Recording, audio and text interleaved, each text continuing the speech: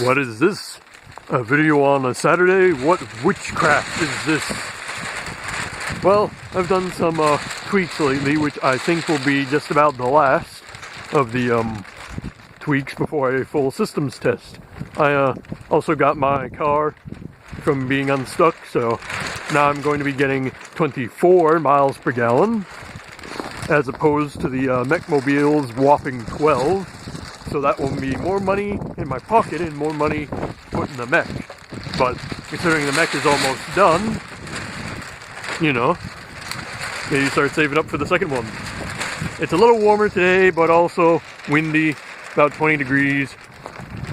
So let's take a peek inside and check out what I did in the cockpit. Here we go. I replaced that right Waldo arm, the lower bit, so it's a full bar instead of one of those spliced beasties. Hopefully that other spliced beastie will hold up.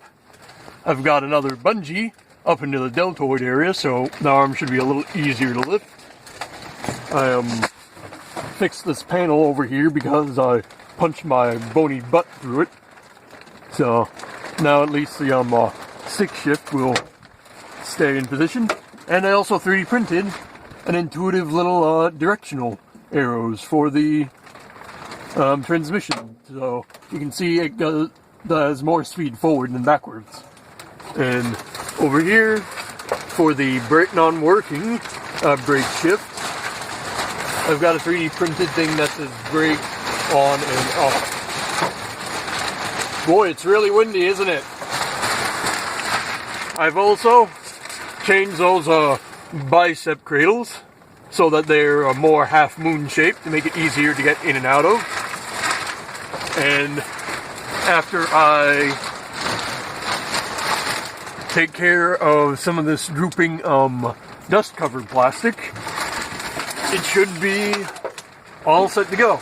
Oh yeah, I also need to mount that head controller up on the ceiling, and the camera inside the head itself is a little crooked, so it's not fully seeing out of the eyeball. So that's just a slight getting up there and poking it. Now, for some reason, the lights in the head aren't working. I don't know why, probably a loose wire, but you don't need flashing lights in the head in order for a well, full systems test, really. I mean, that's just extra bits. And I suppose I could lift up the skirts and show you the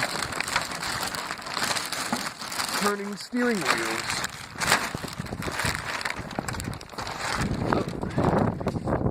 See them under there?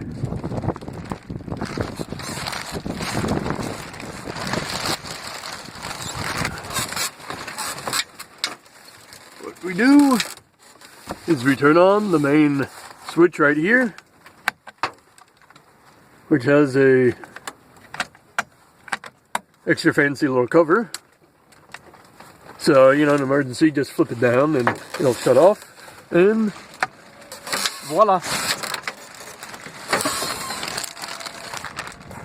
And look at those wheels turn.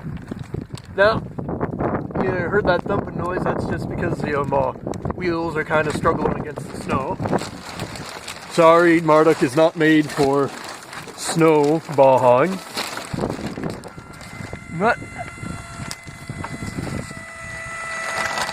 look at them go. And the linear actuators sound a lot more happy than they were beforehand. Less stress on the linear actuators means less chance of overheating and more operation. I still don't know what's causing that bit of lag, but it does steer okay, because I don't know if you have noticed, but the mech is in a slightly different position.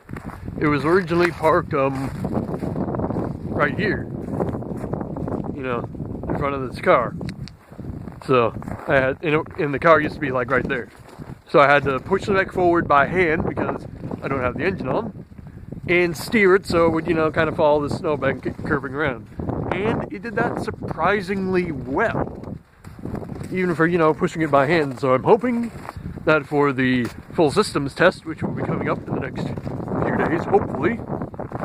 I mean, it's supposed to be getting up into the 30s tomorrow, so maybe can do something cool. Film that. Don't know if it'll come out Sunday, but I guess we will see. So, if you did enjoy this video, please like and subscribe, and I will see you next time. Bye-bye.